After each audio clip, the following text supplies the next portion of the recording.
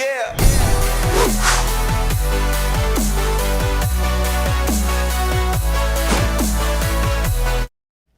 Welcome back to the Gridiron Expert. Clemson's biggest threat in the ACC resides in Chapel Hill, North Carolina. Mack Brown's Tar Heels are the second best team in the conference.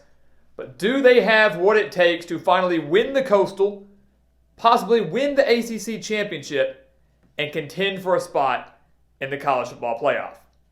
So again, guys, welcome back to the Gridiron Expert. We are so glad that you're joining us today as we are breaking down the ACC Coastal Division, kicking off our ACC Coastal predictions.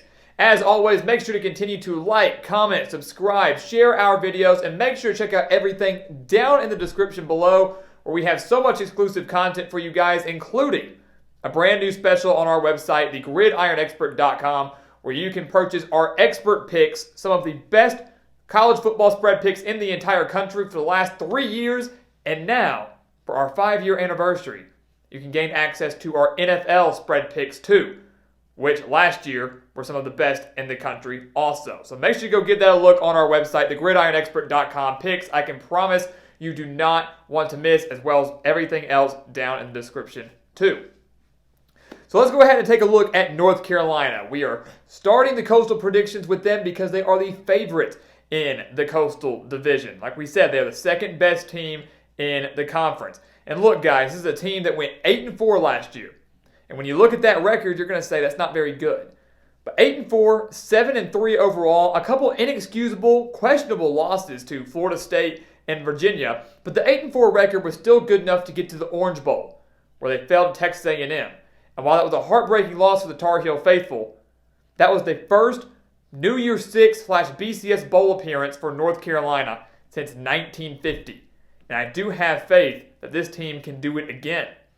You look at the offense, guys, 8 starters are back on that side of the ball, and it all starts with their quarterback in Sam Howell, who many, including myself, regard as the best quarterback in the entire country. Threw for 3,586 yards last year, 30 touchdowns to just 7 interceptions. The Tar Heels averaged 301.4 passing yards per game. They averaged 537.2 total yards per game. They were one of the most electric offenses in the country, putting up 41.7 points per game on top of all of that. And while many will point to the losses, they lose a dynamic running back duo in Michael Carter and Javonte Williams. They lose their top 2 wide receivers in Diami Brown and Daz Newsome. All those losses hurt, but North Carolina is loaded. Ty Chandler comes in at running back from Tennessee, accumulated 2,046 yards with the Volunteers over 4 years. Khafre Brown and Josh Downs are very capable wide receivers to fill the voids left by Brown and Newsome. And the whole offensive line is back for North Carolina. When you look at the defense for UNC, 8 starters are back as well. The biggest area they have to focus on is the turnovers. Force turnovers. The Tar Heels only forced 11 in 2020. That was the worst mark in the entire conference. And that should improve in 2021. Tony Grimes, Storm Duck, who is returning from an injury, will lead what should be a very solid and deep secondary, maybe one of the best in the country. Tomon Fox is back at linebacker, had 7 sacks in 2020. And this team, guys, should improve on the rushing defense as a whole. Secondary, not too shabby. Rushing defense, 154.7 yards per game they were allowing. They fixed that mark just a little bit, and they won't be one of the best units in the conference. They'll be one of the best units in the nation. And again, the last point we'll make on the roster, guys, is while many want to point to youth and experience, losses, 21 of the 22 starters that started in that Orange Bowl return in 2021. 21 of the 22 starters in that Orange Bowl are back for this season. And if that's not encouraging, I really don't know what is. So let's take a look at North Carolina's schedule, guys. Can the Tar Heels win the Coastal? Are they truly the second best team in the ACC? Are they playoff dark horses? Let's find out. They kick off the season on a Friday night, September 3rd at Virginia Tech. And guys, right there, that game alone could determine who wins the ACC Coastal. And that sounds ridiculous. How can a division be determined in week 1? Well, there are 3 teams that are very capable of winning this division this year. It's North Carolina, Miami, and Virginia Tech.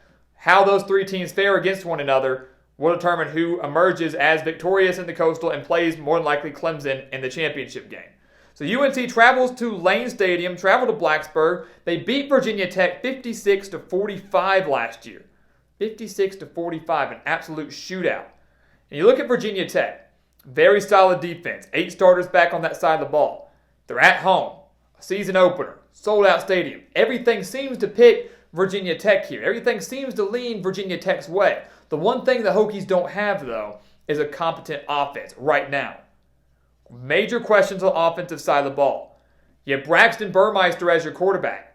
Do we really think that he's going to be able to exploit this secondary for North Carolina? Do we think that he can outduel Sam Howell? When you look at Virginia Tech, their workhorse last year was Khalil Herbert, the star running back, rushed for over 1,000 yards for the Hokies in 2020. He's gone. And right now, I just don't know if Virginia Tech has the offensive firepower to keep up with UNC. I would venture to say that North Carolina owns the edge at every aspect in this game and the season opener except for home field advantage. And because of that, we are picking the Tar Heels to win in Week 1 at Virginia Tech in what should be a great way to kick off this 2021 season. We think North Carolina gets a quick win over Georgia State out of the Sun Belt. Then they get back into ACC play. They take on Virginia. And we mentioned earlier, that was one of those inexcusable losses for Mack Brown and the Tar Heels in 2020. They lost to the Cavaliers 44-41 last year. One of those shootouts. North Carolina was involved in a lot of those in 2020. But at home, with revenge on their mind, facing a Virginia team that had the worst passing defense in the conference last year, which still blows my mind that UNC lost that game, but the worst passing defense in the country last year, I believe North Carolina gets the win over the Cavaliers. They allowed 304.4 passing yards per game. Virginia is going to have a few questions on offense, not too many, but a few. Still need to work on that secondary. I think with revenge on their mind, North Carolina gets a big win. They move to 3-0. They then travel to Georgia Tech. And you look at Georgia Tech, guys, this is a team that's getting there. A team that's getting there under Jeff Collins. And if you're a Yellow Jackets fan, you have to be pleased with the progress you saw last year. Georgia Tech going 3-7, but all their wins came against teams with losing records. Big win over Florida State. That was exciting, but after that, wasn't much to get that excited about. And you look at Georgia Tech, their defense allowed 270.1 passing yards per game. Jeff Collins, his strength usually is defensive backs. But again, when you're having to do a whole program, whole style overload, it takes time. He's only entering year 3, guys, down in Atlanta.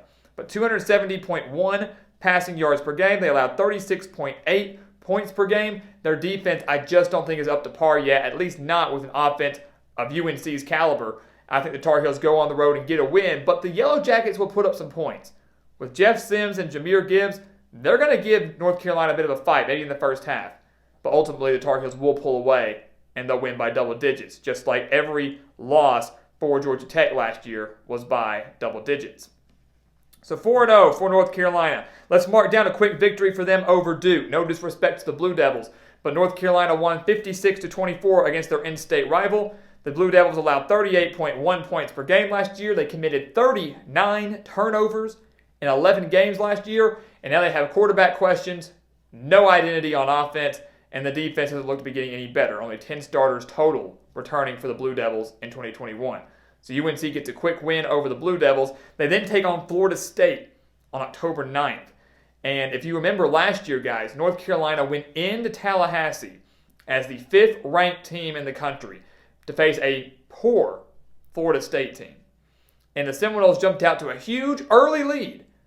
North Carolina fought all the way back, but towards the potential game-winning drive for UNC, they couldn't catch the ball.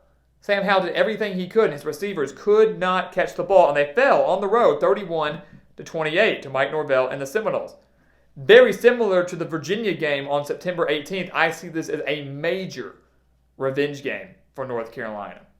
While Florida State might improve more offensively, and maybe they do test North Carolina's defense in this game, at home, coming off a big win over Duke, not that Duke's going to be anything special, but maybe they get to rest their starters a little bit, at home against a team that, I wouldn't say ruined their season, but was a big gut check for UNC last year.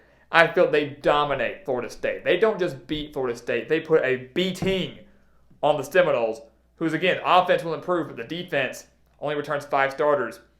I don't see them improving that much. I don't know if they're even going to make a bowl game this year. So North Carolina gets a big win over Florida State, and they just don't need to look ahead to the game against Miami. That's the other big thing here. So I think they have everything they need to annihilate the Seminoles. But if they get caught looking ahead to Miami, which is the second biggest game on their schedule this year, maybe the biggest game on their schedule this year, one of the top two, then Florida State could give them a bigger test. Because you look at this Miami game, guys, like the game against Virginia Tech, this is one that could determine the Coastal for North Carolina. Could determine the Coastal for Miami. That's the big one here. But the thing is, you look at what North Carolina did last year to the Hurricanes. They beat Miami 62-26 on the road. They put up 778 yards of offense on the Hurricanes. They put up 554 rushing yards against the Hurricanes. And while North Carolina will not replicate those numbers in 2021, I can promise you that. Manny Diaz will not allow that. They will not put up those type of numbers again.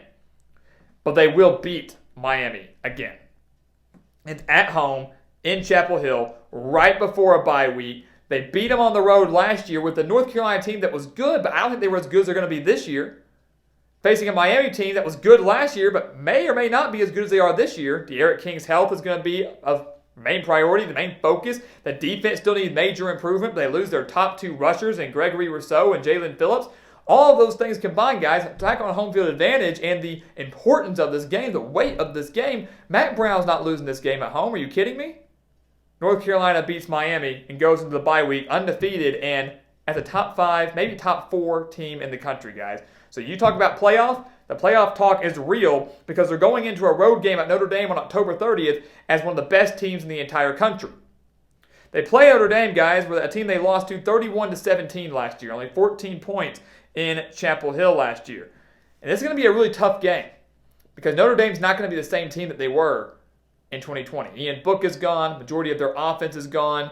New defensive coordinator now and Marcus Freeman as Clark Lee left to become the head coach at Vanderbilt. You tack on a bye week beforehand, you say, hey, North Carolina's going to go into South Bend. It's going to be close, but they're going to win. We do not think that's going to be the case. We believe that Notre Dame hands North Carolina their first loss of 2021 on October 30th.